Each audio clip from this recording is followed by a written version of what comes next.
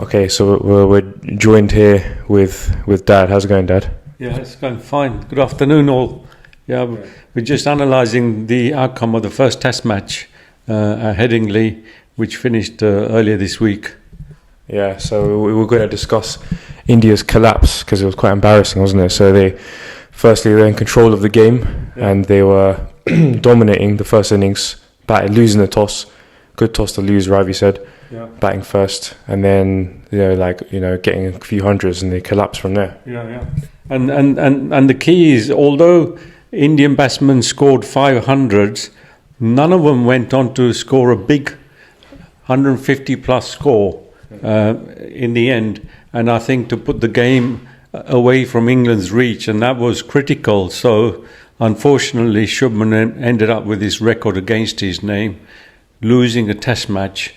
For the first time after, five batsmen had scored hundreds during the Test match, and that had never been achieved before, which was very disappointing. In the end, it was an England player, Ben Duckett, who achieved the highest score, 149, which was for a winning cause to achieve the chase and the runs on the last day to help support that great partnership with Crawley, which got them nearly to 190 before they lost the first wicket, and I think that needs to be pointed out. Yeah, what it was saying is unacceptable for India to get in that commanding position twice and then to collapse from there. Like first innings, it happens 41 for 7, they lost, and then the second innings 31 for 6 or whatever is unacceptable to happen twice.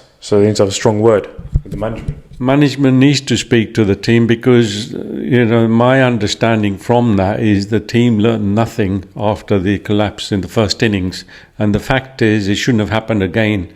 In particular, Shardul Thakur was brought into the team to bolster the tail, which is quite a long tail, and to score quick runs. But I'm afraid he was unable to fulfill that role. So from my point of view, that was a very wrong selection, and he should be dropped for the next game.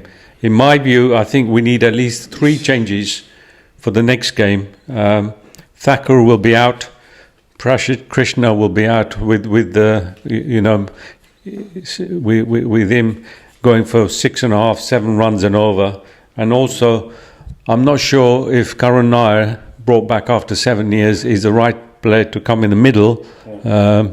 So I think India need 3 changes. But of course, Shreyas Iyer isn't even in the squad. Yeah, but he should be in the team ahead of Nair. He's young, he's the future. He's not even in the squad. He should have been. But he's the future, isn't he? He should have been in as the number 3 batsman, in my view.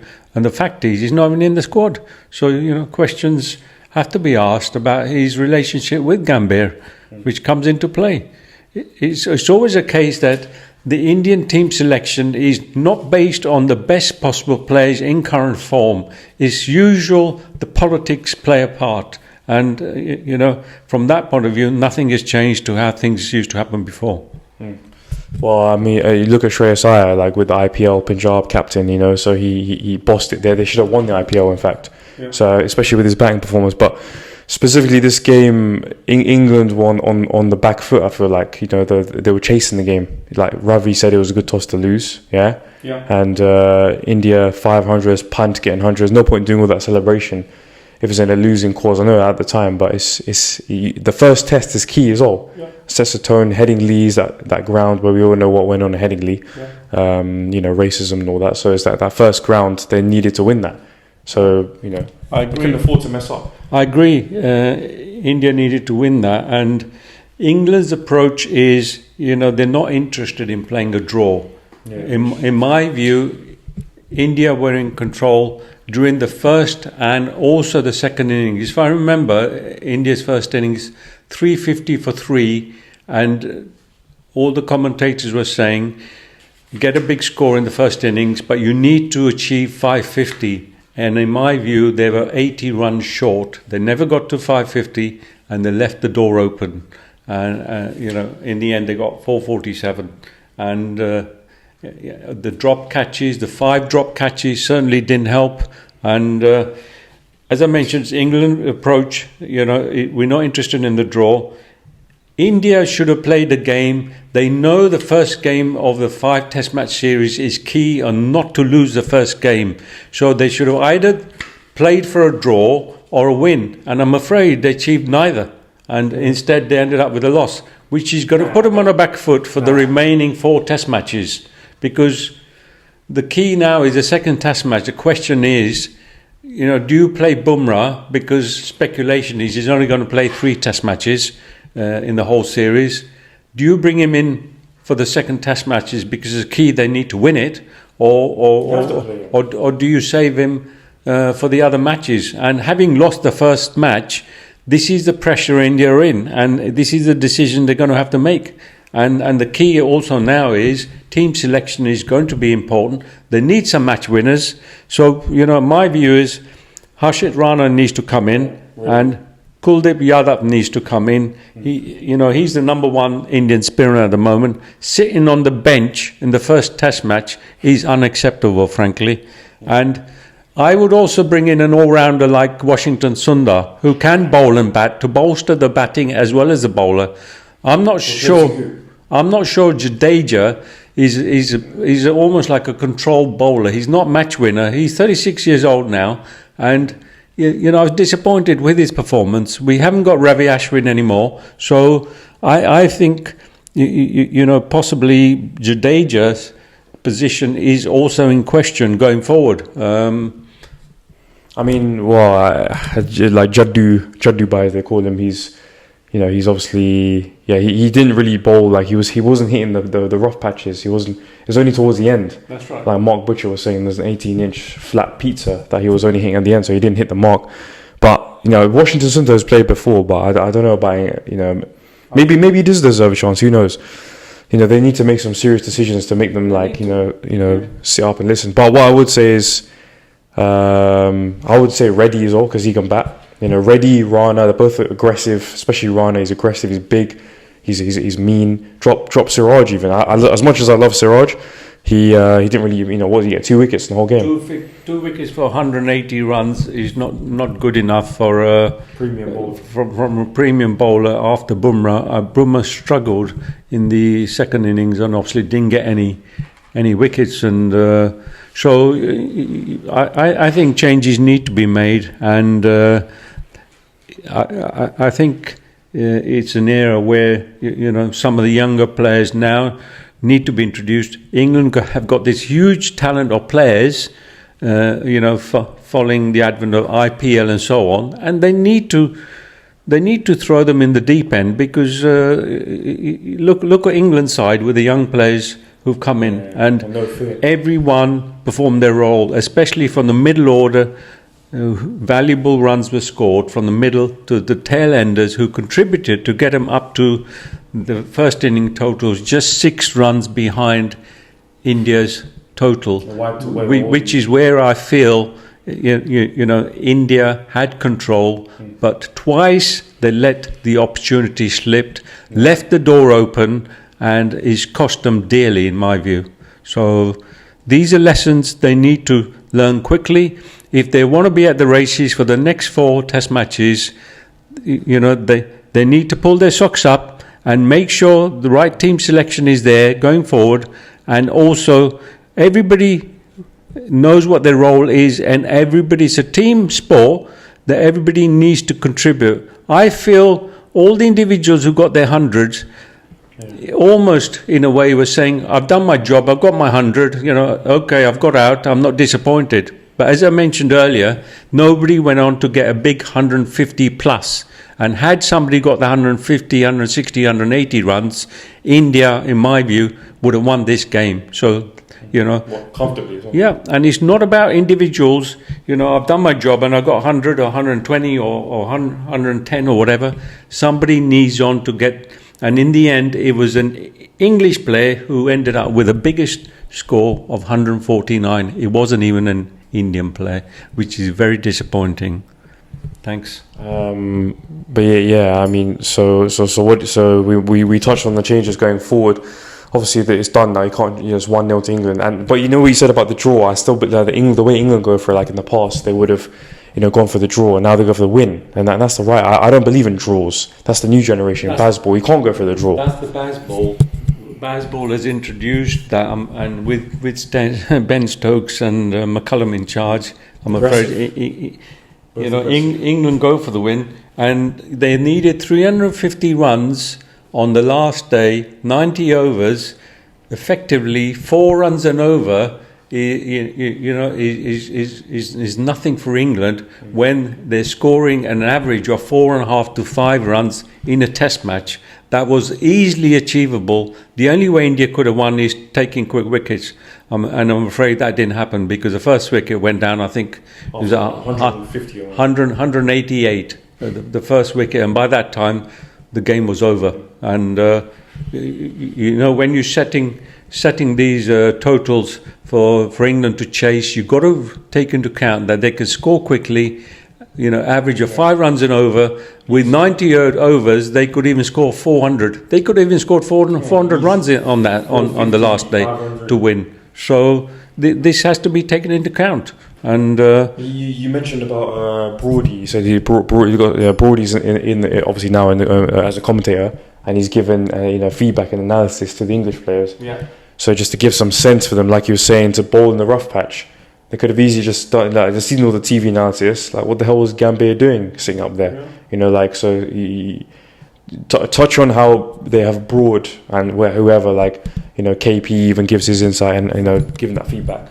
Well, it's not just about the team, but it's the management as well. And there's people behind there with experience. Stuart Broad, who's just quit all forms of cricket recently, is a great individual helping the England setup at the moment in terms of the bowling, and also, I hear his commentary, and he's a very smart guy, and in terms of knowledge, and we need somebody like him in the Indian cricket team who can be up front and talk to the players, and he picks up things very, very quickly. And even in the World Test Championships, I'm aware that Stuart Broad was helping the South African bowlers in telling them where to bowl at Lords, because with his experience, some of these new South African bowlers, it was the first time they were playing there and so on. So somebody like that in the background is so useful.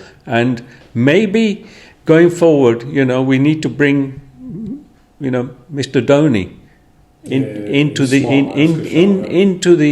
Indian setup. That's because he wants to be there. Because he has a very good relationship with all his teams and the members in the team, and I think he's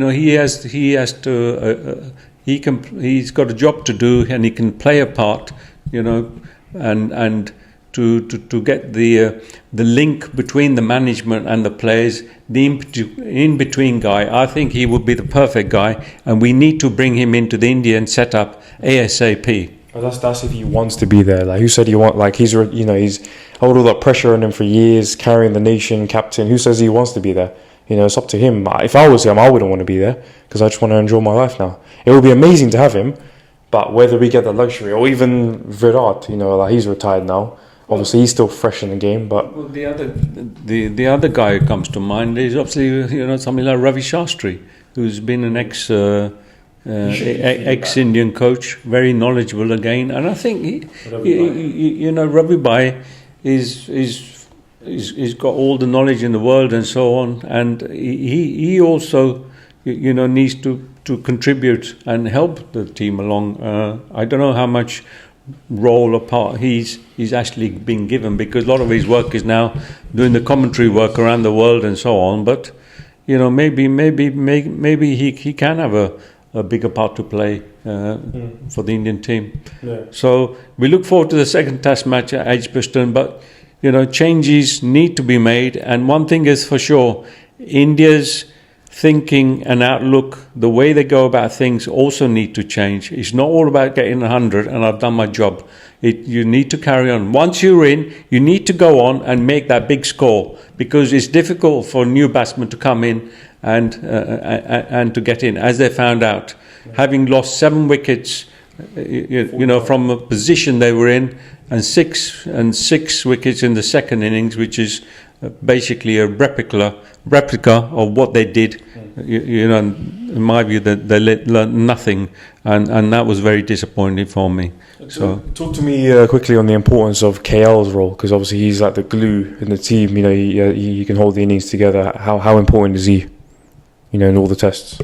Well, KL's role is very important because you've got somebody like Jaiswal at the other end who can come in and score quickly, whereas KL Rahul is a player, you know, tactician who's got the experience, and he's now classified as a senior player because, you know, Rohit and Kohli are no longer there, and he has to take on that responsibility. And I think he's the ideal player to open the innings at number one, along with Jaiswal, because he can play that role. He can play that anchor innings, and this is where I feel our number three with Sai